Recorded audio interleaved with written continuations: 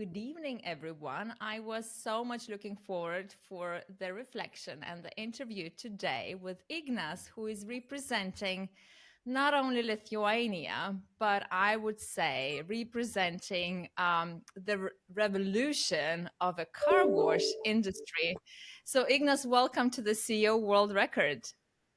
Hello, hello. Nice to be here, and thank you, Laura, for inviting me. You're so welcome. Ignas, who are you? What is the company you are working for doing? What's the mission and why you're here? Okay, so beginning from the first question, who are you? So maybe this is the shortest part because I'm just a guy who is now in most interesting chapter in his life, having this very interesting challenge, which is now called a Progro Group. And here we, together with a team with most wonderful people who is sharing the same vision with us, we are now creating something that we believe that nobody has ever done here in Europe. Developing this express car wash tunnel business. And for today, we are already an international company, beginning from Lithuania. As I call, we are 24-year startup in a very interesting business. So we are developing something that comes from United States and is not very common known in Lithuania or in Europe. We are building and selling to the franchise those very interesting car wash tunnels. We are creating something with our team and with the help with partners, and we are creating something that the client should like and the client should want to come for the car wash. And this is how we are shaping a new culture of cleanliness. So that's why we are building small Las Vegases for clients to come and to get his car clean. And we are now discussing what are we selling. Are we selling service of car wash? Are we selling clean cars or so on? And we have an answer to that we are selling the feeling of cleanliness. And this puts us a bit higher, thinking about the client, thinking about the technology, thinking about all the concept we are living. What is more interesting here in Europe that we are running our business using a franchising model, and this is not such a common business as it is in United States. So at the beginning, we heard one phrase from every single one: "This is not United States." And we learned that business is the same everywhere, and people who are ambitious and want to work and create their family business and so on and so on, they are all the same everywhere. And Europe is not so much different from United States. And if you are ambitious, you want to join our team, you can buy a franchise and become a team member. And this is something new for us too, because our family is bigger and bigger every single year, and we are letting new people who are not our employees. They are our partners, and they are part of our brand, part of our business, and so on. And this is how we are expanding very fast. As I mentioned, we are not only Lithuanian already, international company, because we have some new deployments in Latvia already is building, and we have some new partners in Estonia, and we are talking with new partners in Finland. And as you mentioned, you called it a revolution. We call it just a fast expansion and something that disrupts market. We disrupt market, and this is what we do. And I guess very easy to understand from the first side service. To tell the truth, when I was asked to join this team, I resisted and I declined this offer for 2 times. And I could not be more happy that I was not thinking very high of me, and I agreed and took this challenge. From the first side, I thought that what can you do in car wash business? You can build car washes, you can administrate it, okay, sales, okay, marketing, but it's it. That's it. But sometimes you don't even know what the future can bring. And I found a company which is as ambitious as I am and is as fast as I want to be fast. And together with the founder of the company, we managed to gather a one great team that we share the values, we share vision, and we are going just to conquer the world together. So this is mainly what ProGrow is. Amazing. I just can feel your energy from across the screen. This is epic. And Ignas, let's go back to the moment where you so vividly expressed that this is an interesting phase in your life. And everyone who is listening to us now, they see us, they probably know that we are quite young. You and me now I'm speaking about. And um, can I ask you to be vulnerable enough and like reveal what that experience of this phase looks like internally and how that is actually changing you? Because I assume that you, I mean, all of you, you are on a very steep, I would say, learning journey internally and as well externally, inside out. Could you share that? Interesting question. Every chapter is interesting in a way. Yes, this one chapter is something that I call it that every day you should be the guy who is fixing a flying plane. Every day you find something new, and you know that the next day will bring you something that you've never been or you never done, and you have to be ready for that. Of course, every time when you take a challenge, you should estimate it and assess it. Is it the right time for you? And I've been looking for such a challenge, and I wanted to try myself in a very interesting, very aggressive, maybe I can call environment in a business where I can be one of the team, one of those guys who is inventing something. And our company, as it is very often with the fast-growing companies, is not a company where you can be a part, where you can do the things that somebody has already put down, and you have the process and you have everything. As I mentioned, we are like a 24-year startup doing something new. And every day you have to think about, you have to see the longer perspective. But for today, what we should do, you have to find it on your own. And this is something that drives you. And this is something that drives our team, that we are little inventors of how to do this. We are not falling in love in a model, in a business model that we are good of, because we know that this is a limit of time when it is good, and we have to think about the next year and next year. And this is something that some certain kind of people like it, and we are inviting such people to join our team, because every initiative is welcome. Every single mind, if it's crazy, it's welcome. Even if it's crazy, it's welcome. And I thought that it is very hard to find such a challenge and such company, but I'm lucky I managed to do this. And every day I'm one of those who is building the future, and it's building using his experience and his ideas and so on and so on. Hmm. I don't know if I answered your question, Yep, but you, you did. You did answer the way, it's everyone's filter on that. We probably all would answer that differently depending on our bias. And I wonder now, looking, I mean, you guys so pioneering and so like fiercely, truly projecting the future, not being attached to anything is just really remarkable.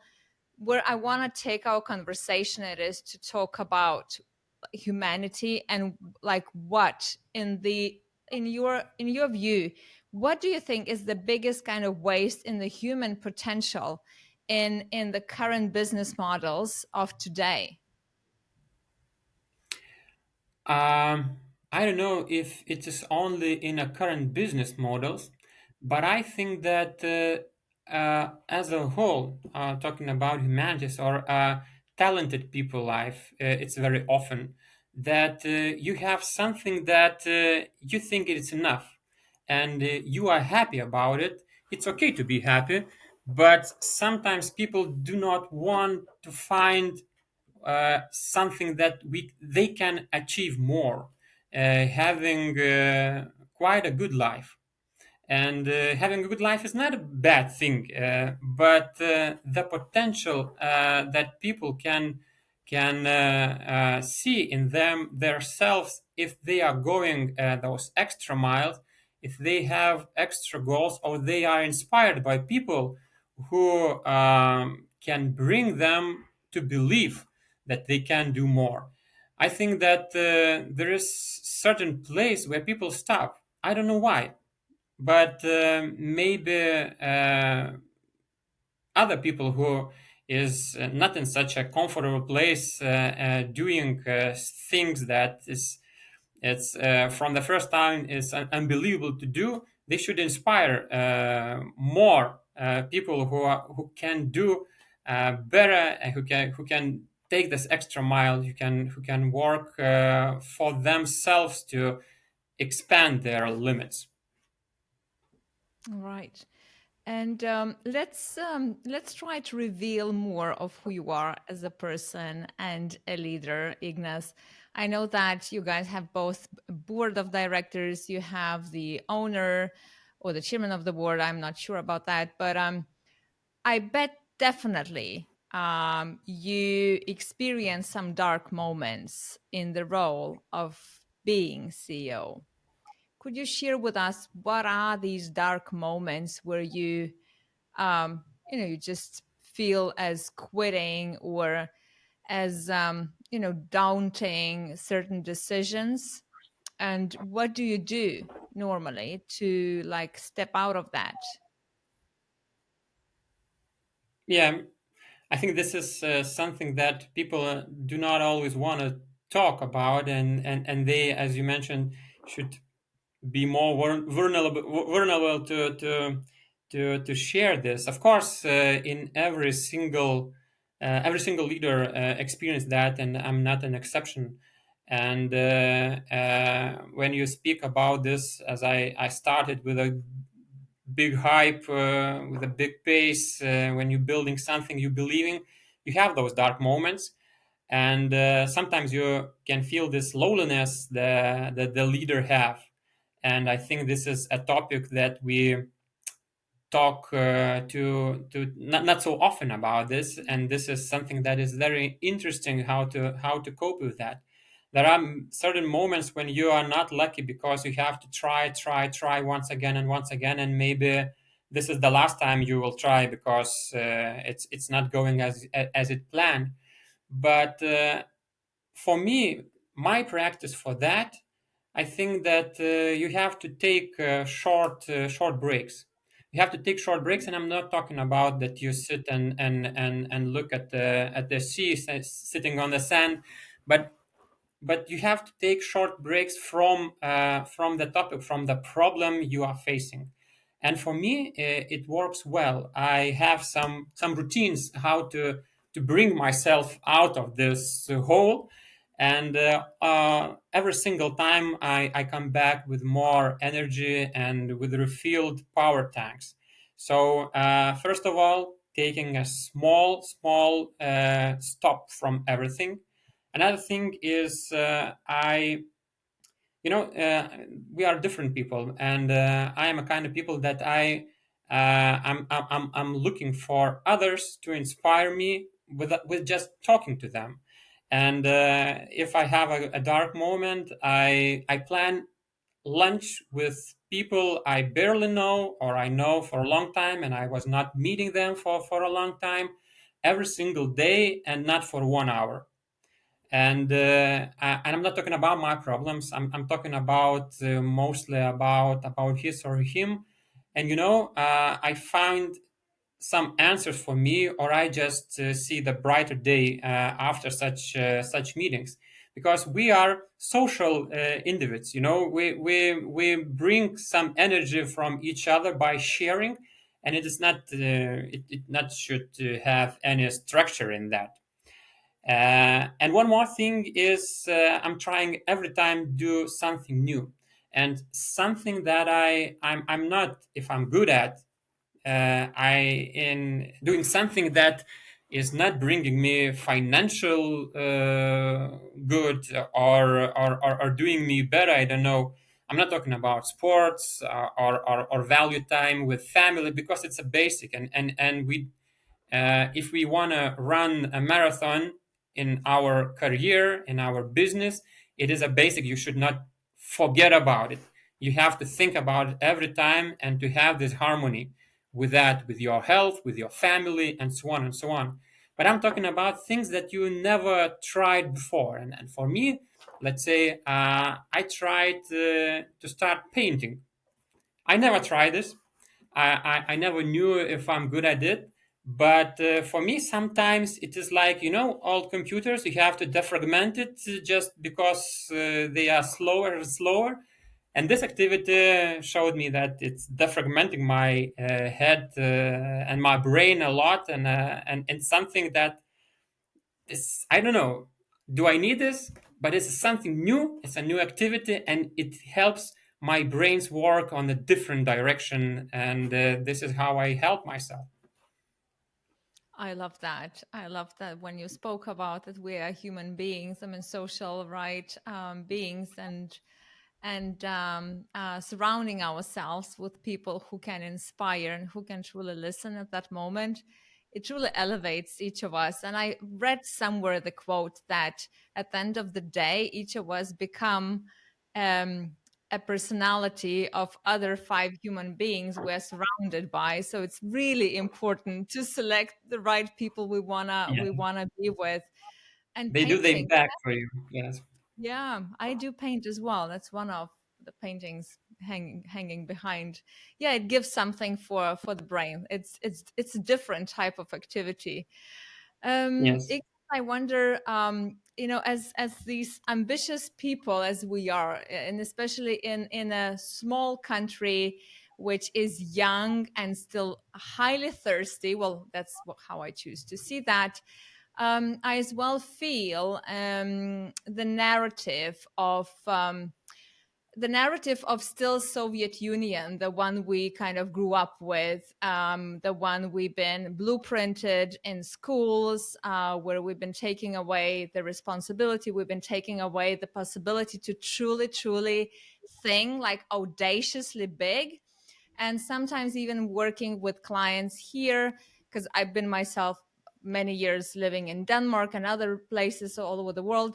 So it's I feel that we are not yet kind of brave enough to speak about that, and we are not brave enough to tell, even within the teams, the moments where we lie to ourselves as the team.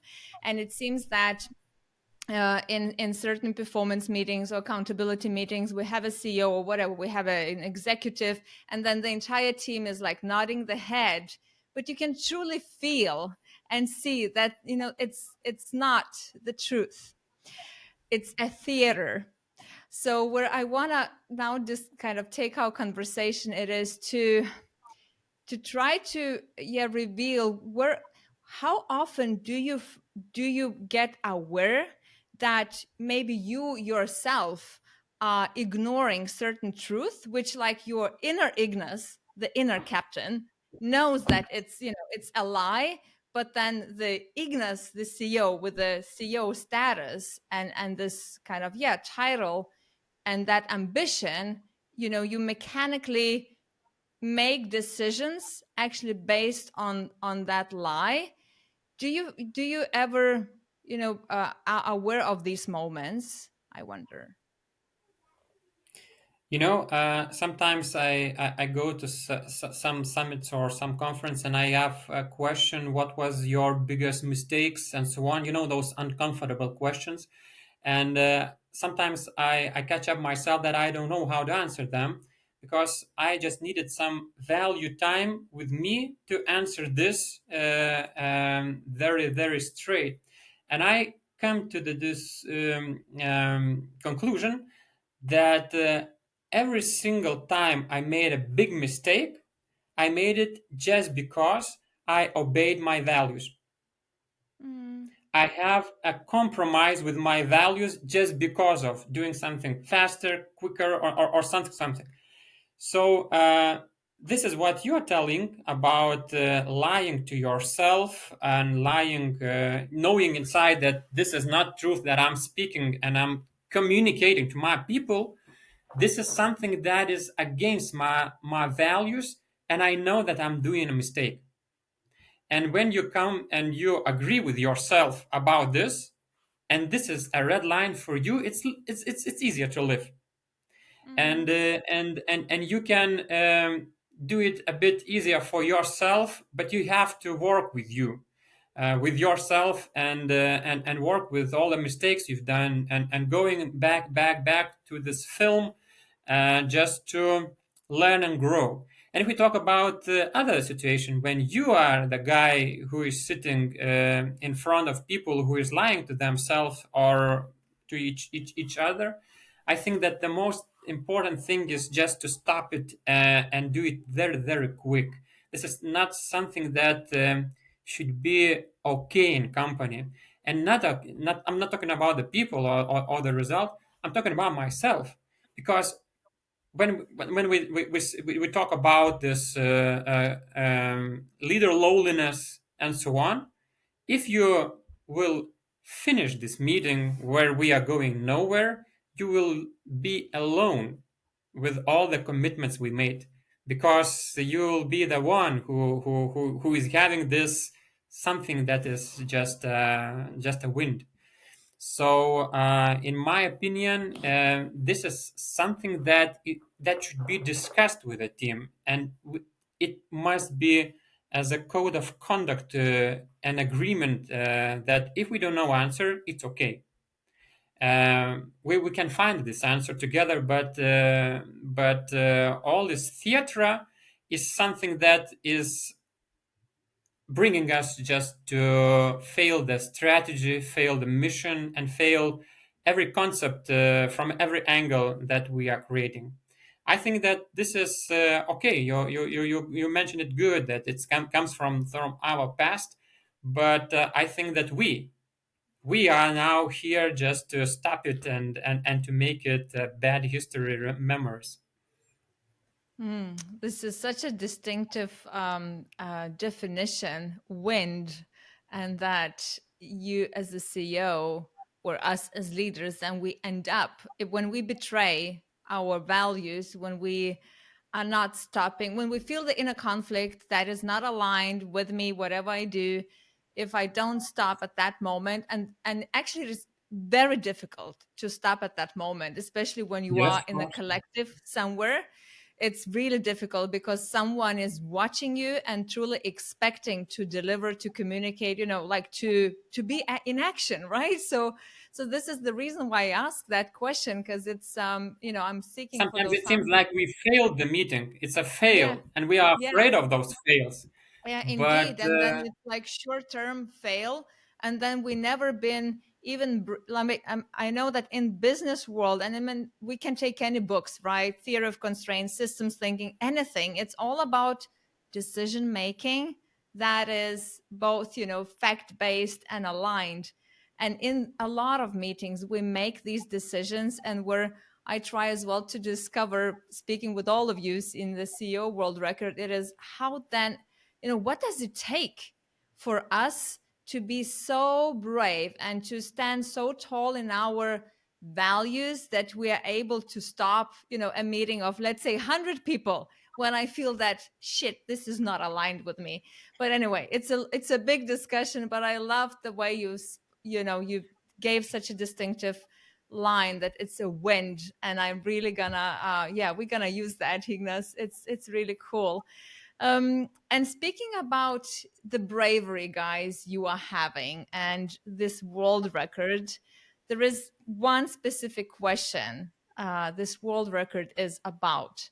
That is, how is the world better off because your company is in it? Yes, we are. It's a very good topic, you know. That's why I like this project, and I'm happy to be here because this is something that we talk a lot inside our team, and we are asking this question a bit differently, and we ask why this world needs ProBro. And 1 year ago, I was asked to one Lithuanian university to the service marketing lecture to talk about our marketing, about our services, and so on and so on. And I was preparing the presentation, and I thought, what is the first picture should be here just to get the attention of my clients, students? Yeah, and I find one picture when a passenger in a Boeing plane is making a picture of this left wing of this big airplane Boeing, and this wing is dirty. I don't know how come it could be a dirty, but it is. And I asked those students a question: would you fly a dirty plane? And they started to thinking, maybe yes, but we would not feel comfortable, and so on and so on and so on. But what does it get? This view for them, they are thinking that this plane is not secure because it's not safe. Maybe somebody is not looking after this plane. Maybe some bolts are not in the place, and so on and so on. So if you would not want to fly a dirty plane, why would you want to drive a dirty car? And there are many answers to that because of infrastructure. It's not close. I have to plan time. It's expensive, and so on and so on and so on. And every single of those worries, ProBro is now solving with doing this kind of model. And there is no answer why you should be not clean. Another thing is that we are selling not clean cars, not the cleanliness. We are selling the feeling of cleanliness, which is positive in every single way. And the third thing is that have you ever seen a successful and a very lucky guy who lives in a mess? So combining all of those three things, I think that we are helping people to be more successful. And we are not writing books, we are not consultants or coaches, and so on. But even in lean methodology and philosophy is one saying that mess on your office table show the mess in your head. So maybe this is the same. The mess on your car, the dirt on your car, is maybe shows something that you will be now not such a successful one as ProBro can help you to be. Hmm. I actually tried So last week. I because I live in Klaipėda by the seaside, and there's yes. a new kind of branch open. So I bought the subscription and I went, just to try that out. And it was epic. It was so good. It was so cool. So absolutely, you're right. I hate driving in a dirty car because I'm always by the sea with my dog. So there's like sand all over the place, and then it does something with my brain. I just get frustrated. So yeah, I believe it gives me peace. All right, Yes. Ignas, and I have so many questions, and let's deep dive now, maybe in the rituals. You guys, you are practicing a lot of rituals, as you said. You are 24-year-old or 25-year-old startup, and I do understand what does that mean. But I probably do understand what does that mean because I am as well Lithuanian. But speaking about the listeners, I assume they don't. So let's talk about like what rituals and what type of thinking makes you say that we are this, kind of, mature company having the soul of a startup? I don't know about the rituals, but I know something that we said for ourselves that we will do this in this way. I think that one thing is that we are always inventing something, and it is in our blood. We do not, as I mentioned, we do not fall in love with something that works well. We are thinking about, okay, it works well today, and but we have limits for that, and everything changes so fast. We are leaders in the market. We are leaders in our field, but we must stay leaders by not staying at one place. So we are inventing and reinventing, we are learning and unlearning things that we've done. And this is something that everyone in our office can tell you. And maybe we can call it a ritual. I don't know, but maybe Absolutely. this is something that is very about us. Another thing is that if you are running an very ambitious company with very high goals, and speed is the answer to everything, it is very important that you align with your team and being in the same page with them. And we call it two steps ahead strategy. By communicating together and creating this value chain. And one step is when you know the answer. It's okay not to know answer, but you are one step ahead when you know, and two steps ahead when you are not asked to tell the answer, and you come first to tell what is important for us now.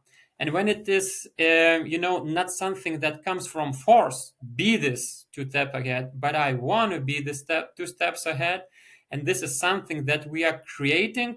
It gives us something like a flow. You know, the flow state Absolutely. when everything is going and you are Organically. feeling good in that.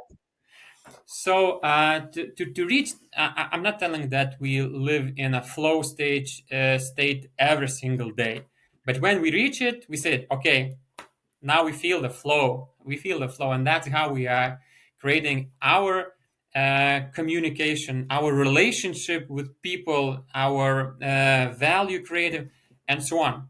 And this flow is something we adore. We adore This is everyone, so and cool.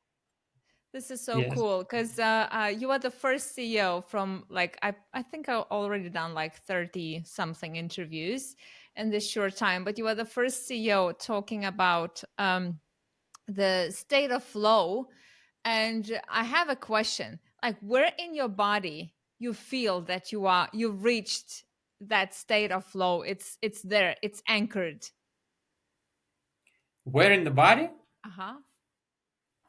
I don't know. I feel good in all my body, and when I'm sitting, I don't know, feel the ground behind my legs. So I'm in the flow. I'm That's somewhere. amazing. Because yesterday I spoke with the former Unilever's CEO, Andrew Winson, and he will be as well doing the interview. That the question we're using, it's his question, and he was always speaking about being able, kind of, building a company or nourishing a company, nurturing the company to become, soulful rather than soulless. That's his definition of most likely, flow, or that it's aligned with me as the whole. There are no triggers, no questions. It's like, it clicked. So yeah, so I bring that up because it's still in so many businesses, even the ones who are ambitious and really, think big and audacious, they kind of lack to or they are afraid to bring those practices in. They are afraid of speaking about that, afraid of letting, like losing yourself up and just trusting that inner leadership, trusting your inner power and ambition that it's going to drive you out from those type of practices. So yeah, just wanted to elaborate, and I'm really really excited that you guys are doing that. I just can feel the vibe in the room. And the last question, Ignas, since I've read everything about you, and the company on the website, and I know you got huge plans for Europe, and the question is, what makes you anchored to this audacious impact of yours of making a world a better place, when still at the end of the day you guys want the growth? I mean, growth in euros and profits. So what makes you anchored so you're not like, falling towards growth at any cost and losing that centeredness or values? I think that not only head of a company or this one leader, but all of the team members should think about a purpose, why they are doing this, why they are in this company. And this is something you should not miss as a leader while you are talking with your team. This is very, very important. And the purpose for everyone can be a different one. This is not the same maybe purpose as a company, but everyone can have a different one.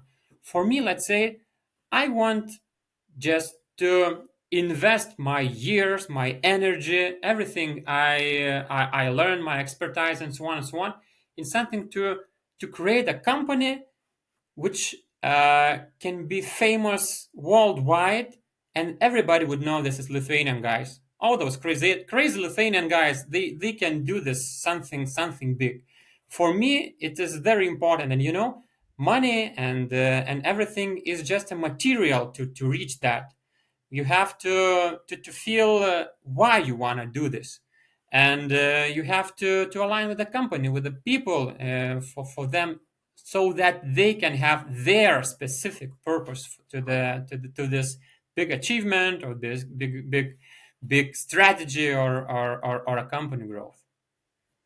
Ignas, thank you so much for joining this world record. It's just a pleasure onboarding you, absolutely. And I already see, everyone, smiling and being, getting the magnitude of your energy and ambitious. It's just really, really powerful. Thank you. Thank you, Lara.